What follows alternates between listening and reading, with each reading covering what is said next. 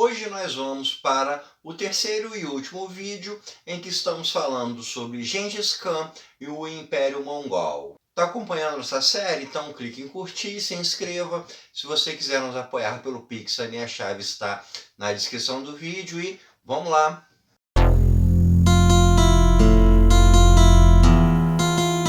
No final do último vídeo nós falamos que Mongke Khan morreu em 1259 e quem subiu ao poder foi o Kublai Khan.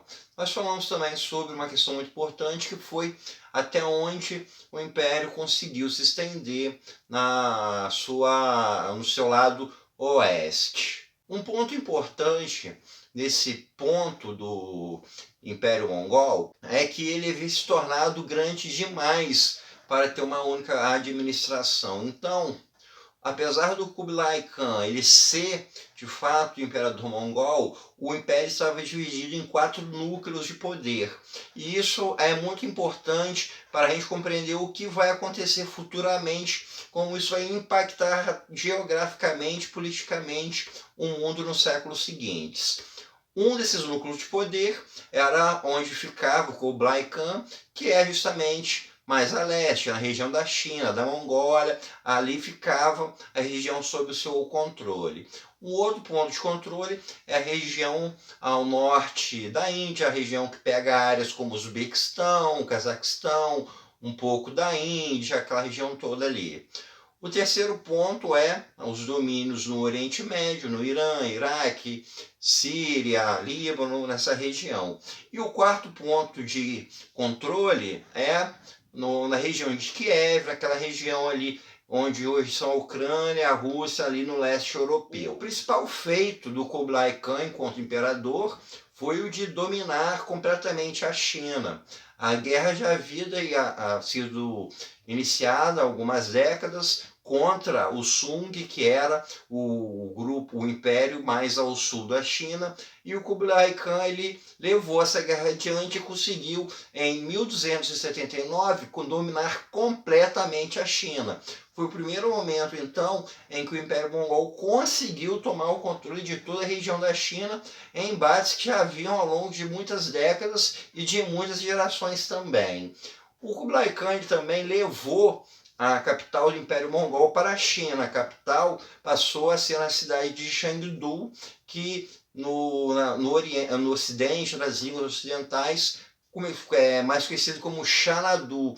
Inclusive, é uma cidade que você tem uma certa literatura que a coloca como um local um tanto quanto místico, uma espécie de cidade utópica, etc. Nós falamos, o Império Mongol não conseguiu mais se expandir em direção ao oeste, mas o Kublai Khan tinha interesses em expandir ainda mais. Ele já havia controlado toda a região continental da Ásia e então ele passou a tentar ir para os mares, para conquistar outras nações, dessa vez através de guerra marítima.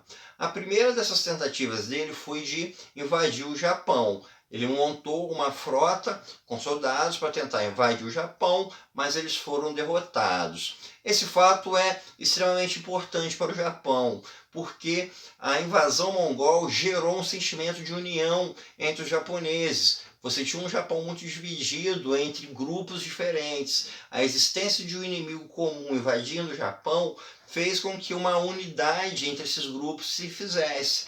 Então, a invasão mongol ao Japão, ela teve uma importância muito forte para criar esse senso de unificação entre os japoneses. E esse é um fato que mudou a história desse país. O mesmo aconteceu também quando Kublai Khan tentou invadir a Indonésia. Ele tentou atacar a ilha de Java novamente por meios marítimos. E novamente ele foi derrotado. Então a gente pode ver que o Império Mongol não conseguiu ter uma força militar forte quando se trata de marinha.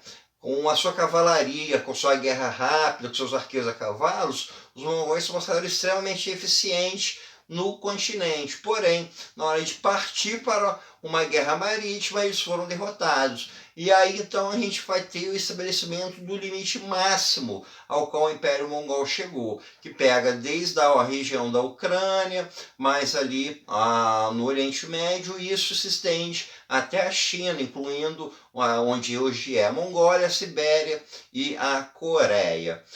E apesar de você não ter tido uma vitória marítima do ponto de vista militar, o Kublai Khan ele investiu muito na navegação comercial.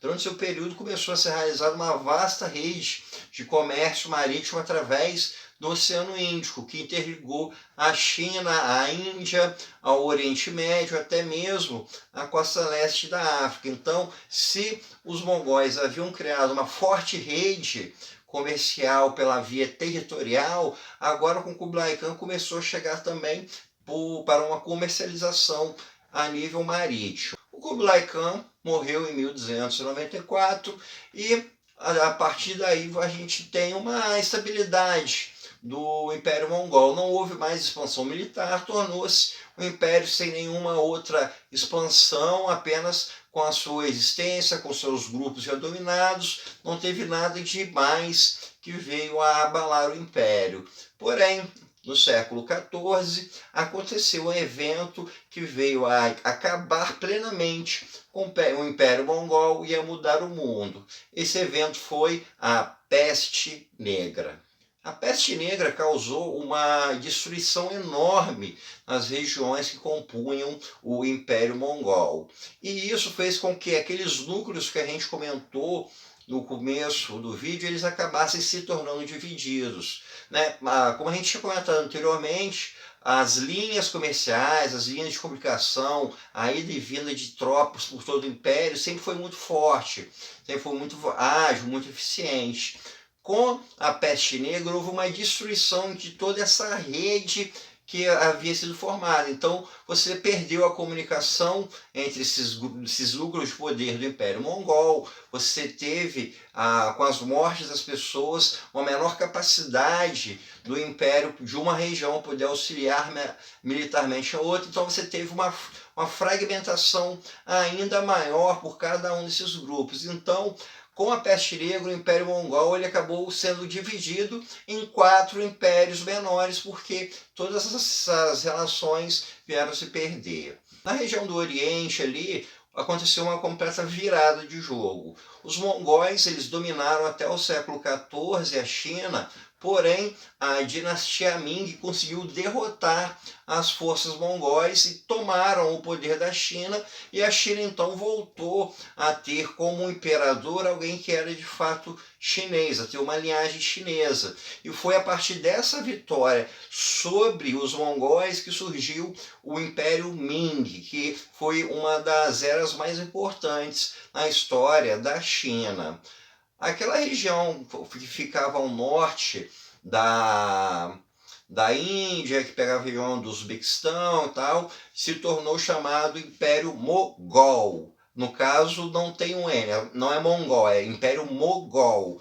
Ele foi até o Império, ele durou bastante. Ele durou até o século XIX, quando a invasão inglesa veio a acabar com esse império e ele acabou fazendo parte da Índia. Então, teve uma certa duração longa esse Império Mongol, que foi uma das sobras do Império Mongol. A região ali do Oriente Médio passou a se chamar o Kanato da Pérsia, que envolvia todas as regiões que a gente falou. Porém, houve um levante dos povos islâmicos contra aquele grupo de controle. E desse levante derrubou-se então o governo mongol da região, e dos destroços do Império Mongol na região veio a surgir um outro império, que foi o Império Otomano. Nas regiões europeias, na Ucrânia, na Rússia, surgiu a chamada Horda Dourada. Essa Horda Dourada durou algum tempo também, porém ela foi constantemente atacada por príncipes russos. Foi justamente quando o povo russo começou a se formar, quando começou a surgir a identidade do russo, a Horda Dourada foi sendo atacada e aos poucos também ela foi pulverizada em entidades menores que vieram a ser absorvidas por grupos maiores. Então a gente pode ver que após a Peste Negra houve essa dissolução do Império em 4 grupos, e desses 4 grupos, 3 deles sucumbiram até o iniciozinho do século XVI, que foi quando, em 1502, que é a data do fim da Horda Dourada. Tanto a região da China foi dominada no século XIV, quanto também o Kanato da Pérsia. O que durou mais foi justamente o Império Mogol, que deixou de existir no século XVIII. Mesmo assim, ainda permaneceu no tempo alguns pequenos pontos de poder da descendência do Gengis Khan, mas à medida que foram surgindo os estados nacionais, toda essa herança foi sendo engolida por entidades maiores. O último local que era dominado pelo último descendente de Gengis Khan foi o Kanato de Bukhara, que era liderado pelo Muhammad Ali Khan, uma região que está no atual Uzbequistão. Em 1920, a União Soviética invadiu Bukhara, eles tomaram o controle do poder e mataram Muhammad Ali Khan. Dessa forma, então, morreu o último dos descendentes do Gengis Khan e também foi eliminado a última região daquilo que foi um dos maiores impérios da história da humanidade. Então, pessoal, isso é tudo por hoje. Espero que vocês tenham gostado e até o nosso próximo encontro.